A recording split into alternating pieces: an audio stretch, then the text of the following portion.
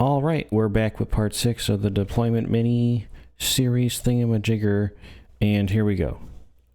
We're talking about primary and mission rule. So this is about how the current mission deck affects your play. So if you know that you're playing the Nexus mission deck, which is the current one as of this recording, but that will change over time, you want to have a basic understanding of what the deck does. You don't have to like have them all memorized and know what their names are and whatever. That doesn't really matter.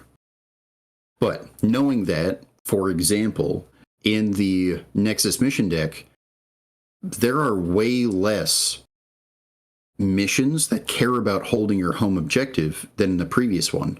Like the fact that, I don't remember the exact number, but I want to say it's less than half for sure want to or actively encourage you to hold your home objective. This really influences how you play the game, how you build your list, and how you deploy.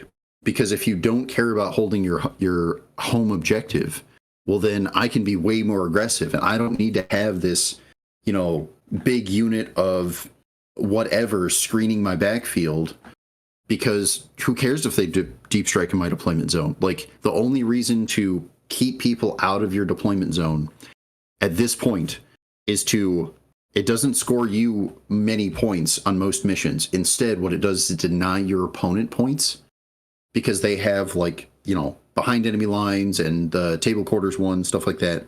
So there's reasons to do it, but it really, if you think about it, the need to hold your home objective, to screen out your backfield, is way less than it used to be.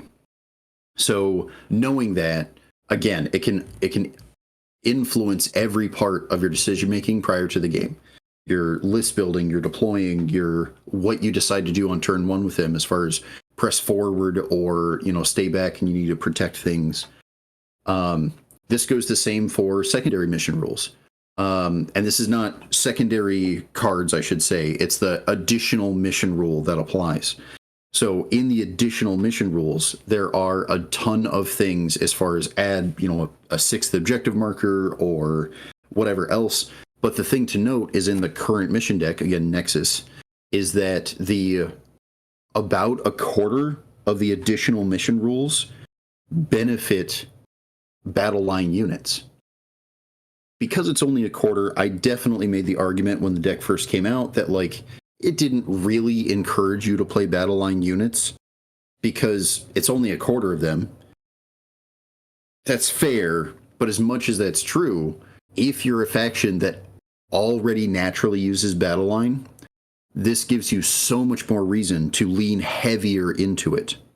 If you're playing a faction or a list where you don't feel like you can justify any battle line units, that's what I want to do, you're probably right. You don't need battle line units. It only comes up a quarter-ish of the time.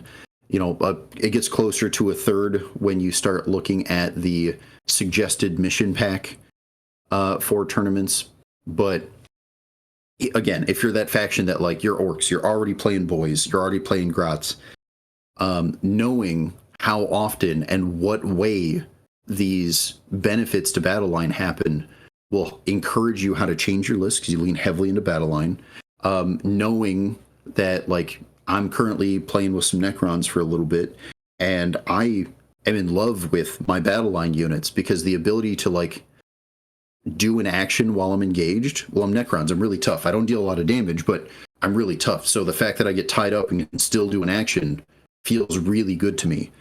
I could pull a different card that says I get to, do an action and after I advance. Again, sounds amazing, but that's partially because I'm already playing battle line units. But this changes a lot of things. Also, knowing mission rules and primary, that will change how you decide what to put into reserves. There's one of the mission cards is a delayed reserve. So you in order to come in from reserves in turn 2, you have to roll, and it's on a 4-up or something. You get to come in. If your plan is to have a bunch of deep striking units, it's going to feel really bad when you're this is the one unit that I spent 2 100 plus points in order to come in on turn 2 and charge, and I just don't get to bring it in. Yeah, no, that always hurts. So yeah, there's not a lot of specific information here because I want this to encourage you to think about the missions and the cards and take a look at them, but knowing that currently we're on the Nexus mission deck.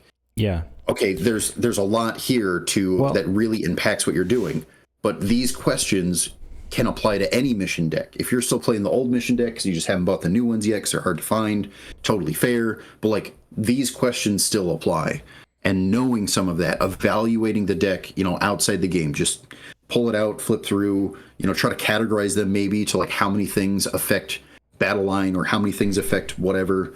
It can really help you understand what the mission is going to do to your list so that you can leverage the list to the mission, maximizing your point gain. Well, and it's interesting because there's basically battle line weighted benefits in the current mission set.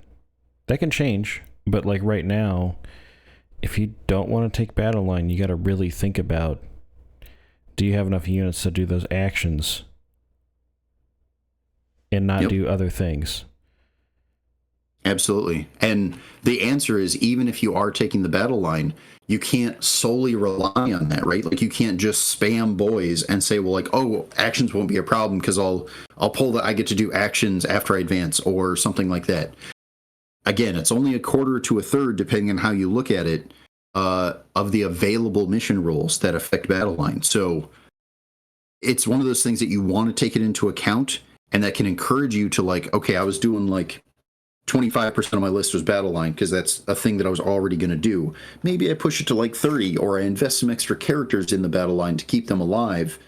And that's reasonable, but like you want that to influence your list build. You don't want it to dictate your list build.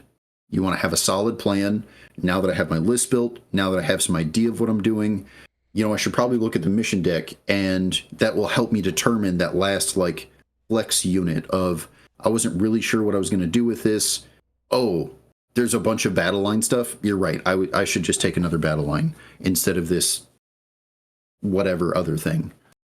Yeah, just food for thought, Mm-hmm. All right. Hey, everyone. Thanks for watching the video.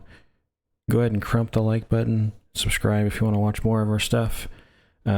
We run a tiny little friendly local game store with an online store too called Go for Games. Where you go for games. Anyway, support us and have fun. Thanks so much.